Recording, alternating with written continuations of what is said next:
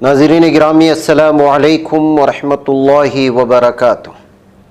सीधी बात के ताज़ा तरीन प्राइम टाइम में आप लोगों का इस्तकबाल है। नाज़रीन गिरामी, मैं अंसार अज़ीज़ नदवी इस वक्त आप लोगों के सामने कुछ अहम तरीन ख़बरें, कुछ वायरल वीडियोस और कुछ तनक़ीदी तज़्ज़िये लेकर के हाज़िर हुआ।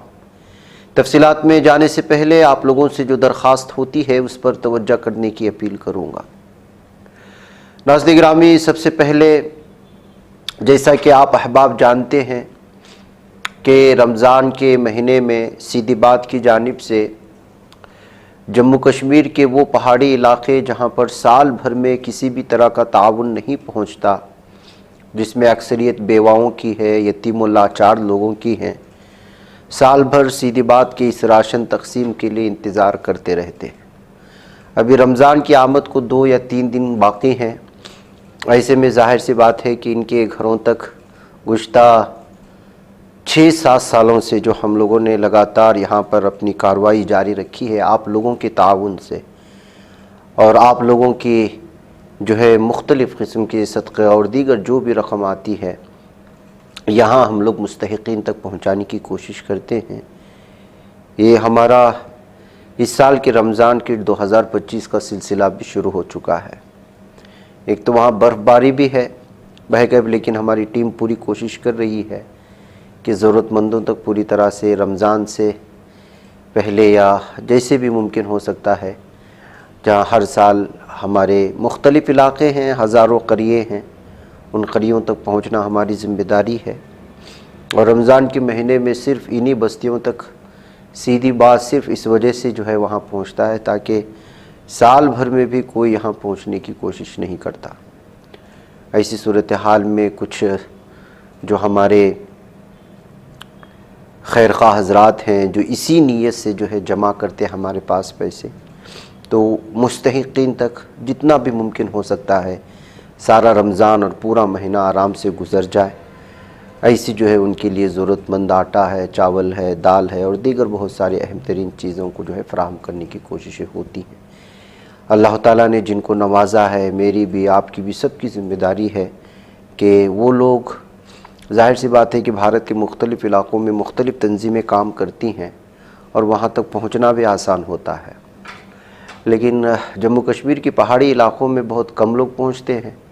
वजूहात उसके बहुत सारे हैं और दूसरी बात यह है कि इस रियासत के नाम को देख कर के भी वैसे बिचक जाते हैं लोग, झिझक जाते हैं।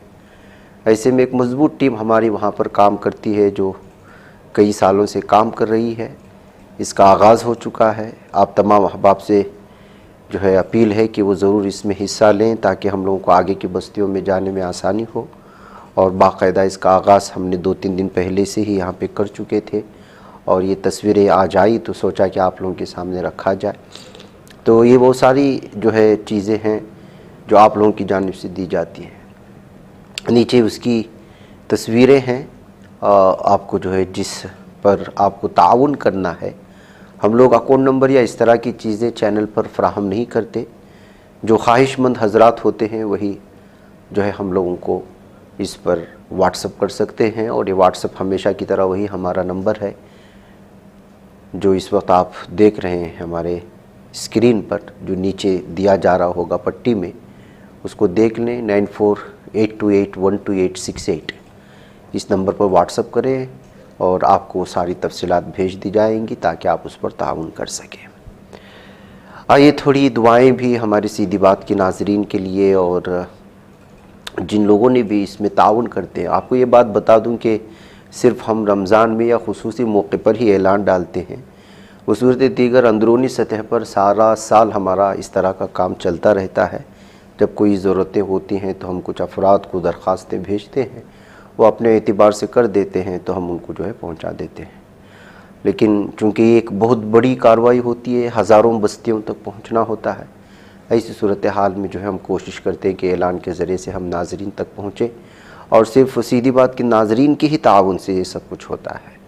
और अल्हम्दुलिल्लाह हम कोशिश करते हैं कि ज़रूरतमंद लोगों तक पहुँचाया जाए। और ये तस्वीरें वग़ैरह दिखाने का हमारा मकसद, जो अहबाब यहाँ नज़र आते हैं उनकी इज़्ज़त नफ्स को उछालना या उनकी ग़ुरबत को लेकर के जो है अपने सामने बात रखनी नहीं है। ये ज़माना बड़ा धोखे का है इस वजह से जो है कोशिश करते हैं कि जो अहबाब हम तक अमानतें पहुँचाते हैं उनको यकीन दिलाया जाए कि आपकी अमानतें सही हक़दारों तक पहुँच रही हैं। इसके अलावा हमारा कोई दूसरा मकसद नहीं होता, इसलिए कि ना हम खुद उस जगह पर पहुंचते हैं, जो टीम काम करती है उस पर हमारा पूरा भरोसा और यकीन है कि वो जो है पूरी तरह से यहाँ पर बस्तियों में उतर करके, पहाड़ी इलाकों में उतर करके अच्छी तरह से जो है न सिर्फ कोशिश करते हैं, अपने ज़ाती तौर पर भी कोशिश करते हैं, कई जो है किलोमीटर पहाड़ों पर चढ़ा करते हैं। वो उन बस्तियों तक जाते हैं जिन बस्तियों में साइकिल और मोटरसाइकिल भी नहीं पहुँचती, बल्कि खच्चर के ज़रिए से वहाँ पर जो है राशन पहुँचाने की कोशिश होती है और 2 दिन लग जाते हैं। बहरकैफ ये वहाँ के मकामी नौजवानों की और उनकी क़ुरबानियों का नतीजा है। हम सही हक़दारों तक पहुँचने की कोशिश करते हैं, बाकी अल्लाह मालिक है। लिहाजा आप लोग अपने ताउन को जारी रखें, जैसे जैसे तस्वीरें आती जाएंगी आप लोगों के सामने सारी चीज़ें पेश की जाती रहेंगी। आइए नाज़रीन गिरामी, अब हम लोग बढ़ते हैं ख़बरों की जानिब। सबसे पहले इस वक्त जो ख़बर आ रही है, कर्नाटका के गुलबर्गा के अलनद में वाक़े तारीख़ी लाडले मशाइख दरगाह कॉम्प्लेक्स में मौजूद शिवलिंग को लेकर कर्नाटक हाई कोर्ट ने बड़ा फैसला सुना दिया है। महाशिवरात्रि के दिन लोग इस शिवलिंग की पूजा कर सकेंगे। हाई कोर्ट के इस फैसले से हिंदू तंजीमों का मुतालबा पूरा हो चुका है। काफ़ी अरसे से यहाँ पूजा की इजाज़त मांगी जा रही थी और जब है अब कर्नाटक के हाई कोर्ट ने इसकी इजाज़त दे दी है, जिसकी वजह से जो है पूरी तरह से इस वक्त एक मखसूस कम्युनिटी में गुस्सा पाया जा रहा है और कहा जा रहा है कि किस तरह से एक एक करके जो है इस वक्त मुसलमानों के दरगाहों को, मसाजिद को निशाने पर लेने की कोशिशें हो रही हैं। अदालती हुक्म के मुताबिक हिंदू तंजीमों के 15 लोगों को श्री राघु चैतन्य शिवलिंग पर खुसूसी पूजा करने की इजाज़त दी गई। ये शिवलिंग कलबुर्गी में वाक़ दरगाह इहाते के अंदर मौजूद है, जिस पर बरसों से तनाज़ा चल रहा था। 4 साल पहले नामालूम समाज दुश्मन अनासिर ने मुबैना तौर पर शिवलिंग की बेहुरमती की थी, जिससे हिंदू तंजीमों में गुस्सा पाया जाता था। तब से यहाँ वो पूजा अर्चना का मुतालबा कर रहे थे। साल 2022 में अल्लाह शहर में उस वक्त कशीदगी बढ़ गई थी जब हिंदू तंजीमों, बीजेपी और श्री राम सेना के कारकुनों की एक बड़ी तादाद दरगाह में दाखिल हो गई थी और शिवलिंग की शुद्धिकरण पूजा करने का मुतालबा किया था। हालात ख़राब होने के खदशे के पेश नज़र इंतज़ामिया को यहाँ पर 144 नाफिज करनी पड़ी थी। अब इस सिलसिले में हाईकोर्ट के फैसले आने के बाद रमज़ान के करीब इस तरह के मामलात को लेकर के एक बार फिर कर्नाटक में कुछ और ही तबसरे चल निकले हैं। उधर नाज़रीन गिरामी, मलऊन वसीम रिजवी को गिरफ़्तार करके अदालत में पेश किए जाने के सिलसिले में श्रीनगर कोर्ट की जानिब से हुक्म जारी होने की बात सामने आई है। जम्मू कश्मीर की अदालत ने श्रीनगर की सीनियर सुप्रिटेंडेंट ऑफ पुलिस को हुक्म दिया है कि वो जितेंद्र नारायण सिंह त्यागी, मुर्तद मलऊन और मरदूद वसीम रिजवी को गिरफ़्तार करने, उसे 25 अप्रैल 2025 को अदालत में पेश करने के लिए एक टीम तश्कील दें। अदालत ने हुक्म मलऊन वसीम रिजवी की इस्लाम मुखालिफ बयान से मुतालिक मुकदमे की समाअत में हाज़िरी को यकीनी बनाने की बार बार कोशिशों के नाकाम होने के बाद दिया है। मुतादिद नोटिस के बावजूद मुलजिम वसीम रिजवी की जानिब से अदालत में पेश न होने के बाद श्रीनगर के सेकेंड एडिशनल जज विकास भरद्वाज ने 20 फरवरी को हुक्म दिया। 2021 के दौरान लखनऊ में एक प्रेस कॉन्फ्रेंस के दौरान मलऊन वसीम रिजवी की जानिब से मुखालिफ इस्लाम और पैगम्बर इस्लाम की शान अक़दस में गुस्ताखाना रिमार्क्स के बाद ये मुकदमा दर्ज किया गया था। मुर्तद वसीम रिजवी पर इंडियन पेनल कोड IPC की दफ़ा 295A, 153A और 505 का हवाला देते हुए मजहबी ग्रोहों के दरमियान दुश्मनी को फ़रोग़ देने और मजहबी जज्बात को ठेस पहुँचाने का इल्ज़ाम लगाया गया है। देखना यह है कि नाज़रीन गिरामी, क्या जिस टीम को तश्कील दिया गया है वाकई में गिरफ़्तार करके इस मलऊन को अदालत में हाजिर करने में कामयाब होते हैं या नहीं, क्योंकि ये मलऊन और मरदूद बढ़ते दिनों के साथ संघीय और इस्लाम दुश्मन ताकतों के साथ मजबूत होने की कोशिश कर रहा है। उधर नाज़रीन गिरामी, कश्मीरी एक खातून बल्कि 3 कश्मीरी ख़वातीन को श्रीनगर में कुरान को तकसीम करने की वजह से हिरासत में लेने के बाद उनसे पूछताछ के बाद फिर रिहा कर दिए जाने की खबरें आ रही हैं। बताया जा रहा है कि श्रीनगर में रमज़ान के महीने की आमद से पहले यहाँ कुछ ख़वातीन ने मिलकर के एक छोटे से इलाक़े में टेंट बना कर के कुरानों को तकसीम करने की कोशिश कर रहे थे। मुस्लिम ख़वातीन में, मुस्लिम लड़कियों में ताकि रमज़ान की आमद के सिलसिले में एक पूरी तरह से आगाही भी हो और एक तहरीक के तौर पर इस काम को आगे बढ़ाएं। और इस मौके पर उन ख़वातीन ने क्या कहा उसको भी थोड़ा सुने, लेकिन इस सिलसिले में उनको गिरफ़्तार करके सवाल पूछे जाने की खबरें भी सामने आ रही हैं। आप सुन लेंगे। कुरान है, अगर हमारे मुस्लिम हिंदू भाई बहन वो लेना चाहते हैं वो ले सकते हैं यहाँ से, ताकि जो हमारी आने वाली नस्लें जो हम देख रहे हैं ना भी है, ये हम नहीं चाहते हमारी आने वाली नस्लें वो देख सके। बस तो हमें बताइए, क्योंकि वादी कश्मीर में अगर देखिए हजारों की तादाद में, लाखों की तादाद में लड़कियां हैं, आपको किस चीज ने मजबूर किया कि आपने ये कदम उठाया? जो हम हर टाइम जब देख रहे हैं, चाहे सोशल मीडिया हो या चाहे हम सड़कों पर देखें, हर जगह हर मतलब आप भी देख सकते हैं कितनी बेहयाई, किसी को अल्लाह का खौफ भी नहीं है। तो हम मजबूर इसलिए हो गए क्योंकि जो हमारी बेटियां जो न्यू जनरेशन है वो गलत सीख रही है। तो हम इस अल्लाह की तालीम को इतना आम करना चाहते ताकि हर कोई अल्लाह की बातों को समझे कुरान के जरिए। मुतमईन है आप अपने काम से? बिल्कुल, बहुत बहुत ज्यादा मुतमईन है। नाज़रीन गिरामी, नफ़रतों की दुनिया में वो मुस्लिम ख़वातीन जो सोशल मीडिया में बहैसियत सहाफ़ी या दीगर किसी तंजीमों से वाबस्ता होकर की दिफाई पोजीशन में हैं और हिंदुत्व ज़हनियत के हामिल लोगों को लगातार जवाब देने की कोशिश करते हैं, वो किसी न किसी एतबार से सोशल मीडिया में इन मुतासिब हिंदुत्व ज़हनियत के हामिल लोगों के निशाने पर रहते हैं। जैसे कि मिसाल के तौर पर आरफा खानम जो दीवार से जुड़ी हुई हैं, मशहूर सहाफ़िया हैं, इससे पहले भी मुख्तलिफ़ जो है सहाफ़ती इदारों में काम कर चुकी हैं।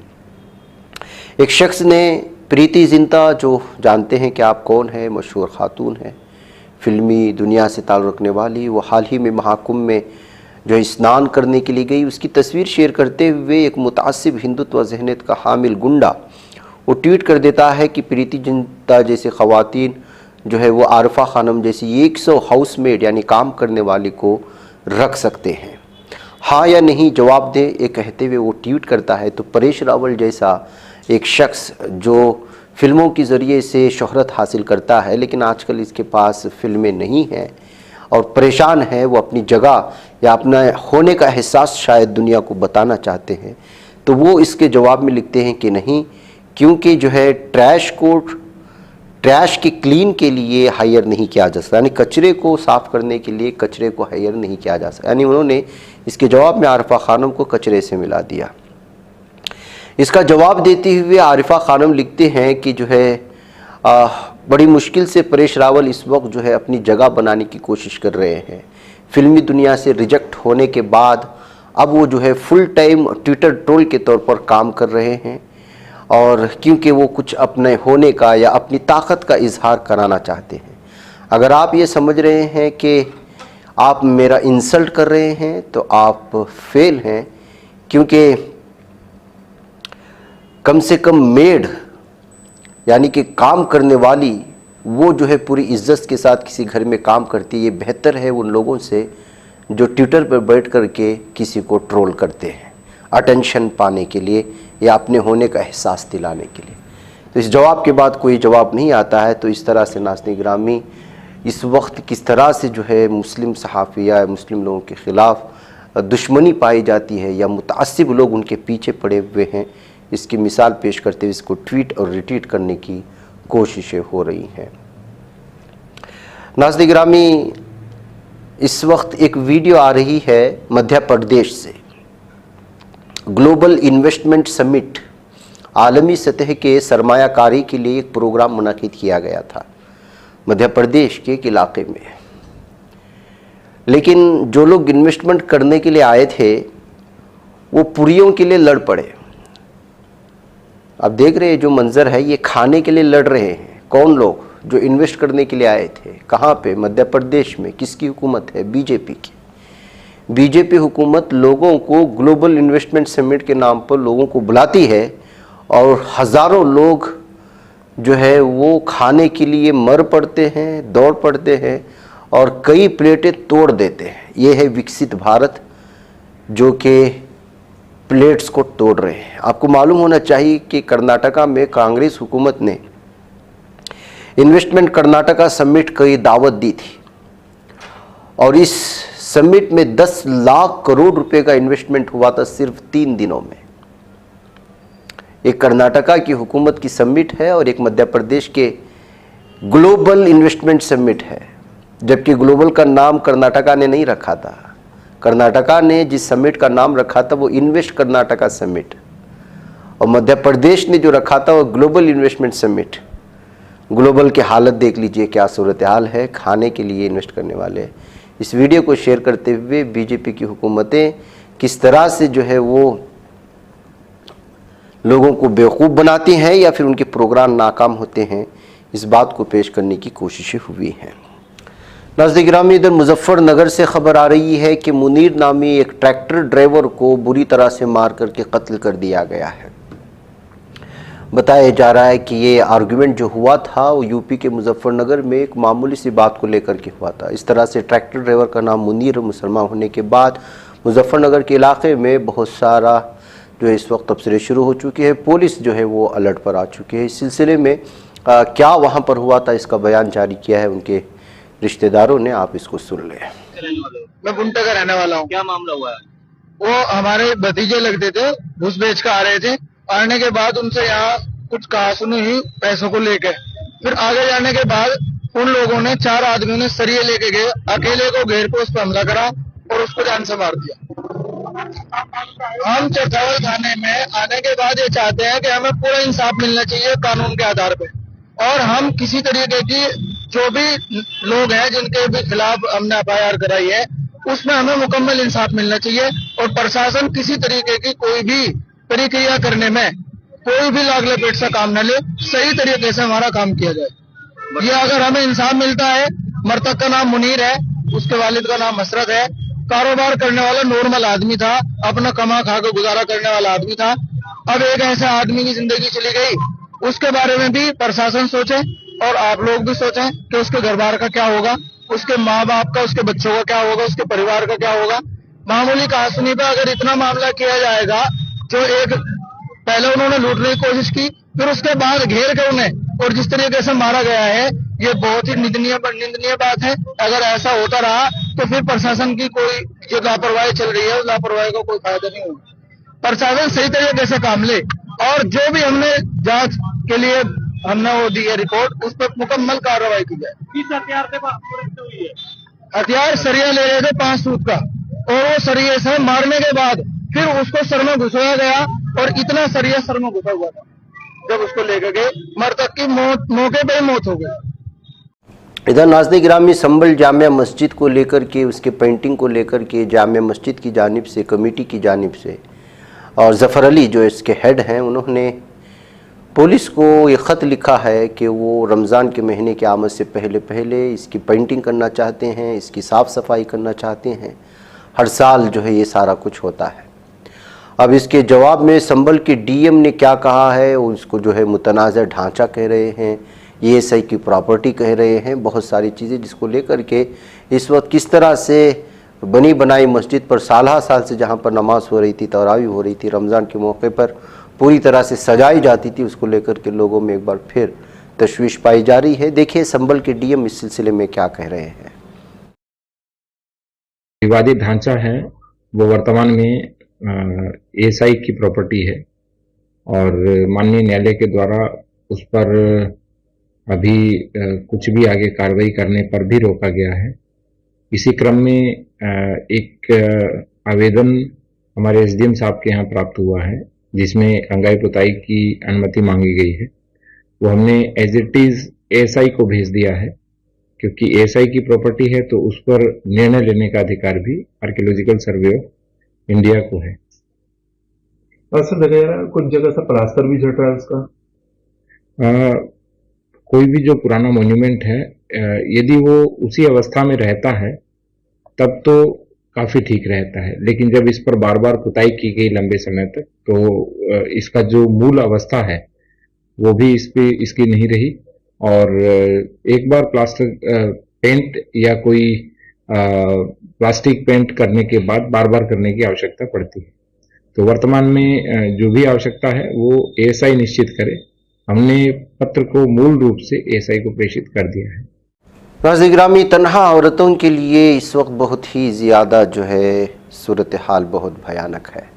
पूना के महाराष्ट्र में और जो जोन 2 की डीएसपी समर्थना पाटिल हैं, वो जो बयान दे रहे हैं तफसीलात, एक खातून को किस तरह से एक नौजवान बातों में मुलवस करके और बस अड्डे से उठा करके ले जाता है, गलत उसको बातों में लगा करके उसकी तारीख तफसीलात सुनाई जा रही है। बताया जा रहा है कि खातून जो है वो एक बस का इंतज़ार कर रही थी, एक नौजवान उसके पास आता है और उससे जो है बातें करने लग जाता है। फिर उसको कहाँ जाना है पूछता है, वो कहती है कि यहाँ से फ़लाँ जगह वो घर जा रही हैं, लेकिन वो कहता है कि वो बस तो यहाँ पर रुकती नहीं, आगे जा कर के रुकती है, और वो उस बस तक छोड़ने का उसको जो है बहाना बना करके ले जाता है, फिर उसके साथ ज़्यादती करता है।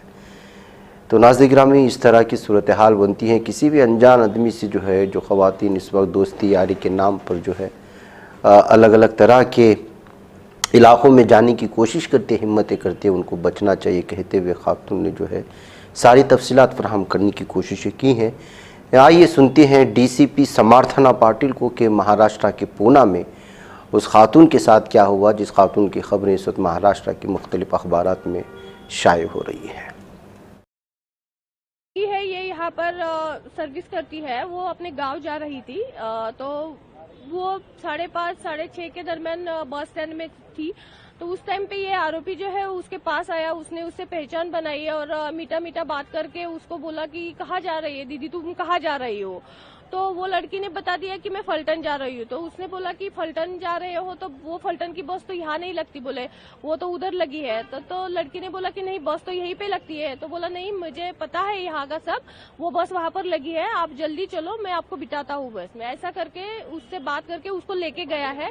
सीसीटीवी फुटेज में वो दोनों बात कर रहे थे, लड़की उसके साथ जा रही थी, ये सब उसमें दिख रहा है सीसीटीवी फुटेज में। वो बस के पास जाने के बाद वो लड़की ने बोला कि बस में तो अंधेरा है। तो उसने बोला कि रात के लोग है, रात की लेट हुई है बस, तो लोग अंदर सोए हैं, इसीलिए लाइट बंद है, तुम अंदर जाके टॉर्च लगा के देख लो, लोग वहां पर होंगे। तो ऐसा करके उसको मतलब उसका विश्वास ये करके वो लड़की अंदर गई। फिर ये पीछे से अंदर गया और दरवाजा बंद किया। उसके बाद उसने उसके साथ ये गलत हरकत की और वो सब होने के बाद वो निकल के गया है वहां से। लड़की भी बस से उतरी और वो अपने घर जा रही थी दूसरी बस पकड़ के, उसके जो फलटन की बस थी। लेकिन बीच में उसने अपने फ्रेंड से बात की कि मेरे साथ ऐसा ऐसा हुआ है। तो उसके वो फ्रेंड ने बोला कि तू ऐसे घर मत जा, तू जाके पुलिस को ये बात बता। तो फिर लड़की पुलिस स्टेशन में आई। उसके आने के बाद हमने इमीडिएटली कंप्लेंट ले ली है, उसकी कॉग्निजेंस लिया है और सीसीटीवी फुटेज निकलवाया, तो जिससे हमें आरोपी का पता चला है और उसका रिकॉग्नाइजेशन हो गया है आरोपी का। अब उसको हमारी टीम ढूंढ रहे हैं। एक 7-8 टीम हमने तैयार की है जो जिले में हर जगह पे उसको जहां जहां पर हमको क्लू मिलता है वहां पर ढूंढ रहे हैं। कल रात डॉग स्क्वाड भी गया था, जिस गांव का वो है वहां पर के खेत खलियान, वहां पर भी उसको ढूंढने की कोशिश की है। हर जगह पे हमारी पूरी कोशिश चालू है वो आरोपी को ढूंढने की। आरोपी का नाम और महिला की स्थिति आरोपी का नाम है दत्तात्रेय रामदास गाड़े करके और महिला ठीक है, फिजिकली और मेंटली वो अभी कूल है। तब एक सवाल ये उठता है कि भीड़ भाड़ की जगह है और हार्डली 100 मीटर दूरी पर यह घटना हुई है पुलिस स्टेशन से भी, और खुद स्वारगेट बस स्टैंड भी होती काफी भीड़ भाड़ है, फिर भी ये घटना हो जाती है। जांच के दायरे में काफी लोग आप इसमें आएंगे, आपका जांच का दायरा डिपो मैनेजमेंट पे भी रहेगा? या जरूर रहेगा, क्योंकि वहाँ पर हुआ है, एक बस में ये मैटर हुआ है, तो वहाँ की भी सिक्योरिटी है, वो भी क्या कर रहे थे ये भी देखना जरूरी है, और वहाँ के क्या रूल्स रेगुलेशन है जिसके तहत ये सिक्योरिटी के लिए वो लोग क्या करते हैं, ये भी हम जांच में जरूर लेंगे। उधर नाज़रीन में रूस से गुफ्तगू के बाद ईरान का दो टोक मौक़िफ़ सामने आ चुका है। जी हाँ, उन्होंने कहा कि दबाव में तो जौहरी मुज़ाकरात हम लोग हरगिज़ नहीं करेंगे। ईरान के वज़ीर ख़ारिजा अब्बास इराक़ची ने कहा कि तेहरान दबाव और धमकियों के तहत अपने जौहरी प्रोग्राम पर अमेरिका के साथ बराह रास्त मुज़ाकरात नहीं करेगा। ईरानी वज़ीर ख़ारिजा ने तेहरान में अपनी रूसी हम मनसब सरगई लावरूफ के साथ एक प्रेस कॉन्फ्रेंस में कहा कि जब तक ज़्यादा से ज़्यादा दबाव जारी रहेगा, अमेरिका के साथ बराह रास्त मुज़ाकरात का कोई इम्कान नहीं है। उन्होंने ज़ोर देकर कहा कि हमने लावरूफ के साथ ईरानी जौहरी प्रोग्राम पर करीबी मुशावरत की है, क्योंकि हमारी टीमें मुसलसल राब्ते में हैं और हम ये राब्ते जारी रखेंगे। हमने मिस्टर लावरूफ को 3 यूरोपीय ममालिक के साथ होने वाली बातचीत की तफसीलात से आगाह किया है। उन्होंने इस बात पर जोर देते हुए कि ईरान अपने जौहरी प्रोग्राम पर अपने शिराकतदारों समेत रूस और चीन के साथ हम आहंगी जारी रखेगा। हमने ईरानी जौहरी प्रोग्राम के मामले पर बातचीत की है। नाज़रीन में आपको मालूम होना चाहिए कि इसराइल और अमेरिका मिलकर के ईरान के अहम जौहरी तनसीबात पर हमला कर सकते हैं। इस तरह अमेरिका की मुख्तलिफ अखबारात ने 2 दिन से खबरें शाये करने लगी हैं। इसी दरमियान में ईरान का ये मौक़िफ़ सामने आता है। उधर इसराइल के अपोजिशन रहनुमा यायर लपेड ने मंगल के रोज़ तजवीज़ किया है कि गज़ा की पट्टी तकरीबन 8 साल के लिए मिस्र के कंट्रोल में दे दी जाए और इसके बदले में मिस्र को कर्ज़ों के मामले में भारी रिलीफ दिया जाए।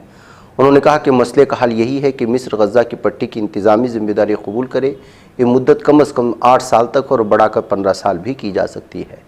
वो इसराइल के इंतहा पसंदों की दिफाई forum foundation for defence of democracy नामी थिंक टैंक से वाशिंगटन में गुफ्तगू कर रहे थे। ताहम उन्होंने ये वाज़ेह नहीं किया कि इस तजवीज़ के बाद अमरीकी मनसूबे के मुताबिक गज़ा के लाखों फ़िलिस्तीनियों को मिस्र मुंतकिल करने का क्या मामला रहेगा। या मिस्र फ़िलिस्तीनियों पर गज़ा के अंदर ही हुक्मरानी करेगा या उन्हें अपने यहाँ भी मुंतकिल कर सकेगा। अलबत्ता इसमें ये बात पहली मरतबा सामने आई कि इस खिदमत के बदले में मिस्र को बैनुल-अक़वामी बरादरी व इलाक़ाई इत्तेहादियों की तरफ से क़र्ज़ों की अदायगी में काफ़ी रिलीफ दी जाएगी। साबिक़ इसराइली वज़ीर-ए-आज़म मौजूदा अपोजिशन लीडर यायर लपेड ने कहा कि मिस्र एक अमन फोर्स के तौर पर काम करेगा जो खलीजी ममालिक और बैनुल-अक़वामी बरादरी की तरफ से अपने किरदार अदा करेगी। इस दौरान गज़ा की तामीर नौ और इंतज़ाम इंसलाम का अमल आगे बढ़ेगा। नाज़रीन गिरामी, गज़ा की पट्टी को लेकर के इसराइल की जानिब से और अमेरिका की जानिब से इस तरह की तजावीज़ आती रहती हैं, लेकिन फ़िलिस्तीनी अवाम क्या चाहते हैं कोई भी उस पर गुफ्तगू करने को तैयार नहीं है। उधर सूडान की दारुल हुकूमत में एक फ़ौजी तैयारा रिहायशी इमारत पर गिरकर तबाह हुआ है। एक रिपोर्ट के मुताबिक हादिसा मंगल के रोज़ दरमान के इलाके में पेश आया। हादिसे में सीनियर फ़ौजी अफसरान और मुतादिद शहरी हलाक हुए हैं। सूडानी वज़ारत सेहत के मुताबिक अलनो हॉस्पिटल के मुर्दाखाने में 19 मैयतें लाई गई थी। इमारत के मलबे के नीचे मज़ीद तलाश जारी है। नाज़रीन, मुझे इजाज़त दें। अस्सलामु अलैकुम रहमतुल्लाहि व बरकातुहू। ये बच पाता है कोई सहाफ़ी की निगाहों से, मिलाता है ये लोगों को मोहब्बत की पनाहों से।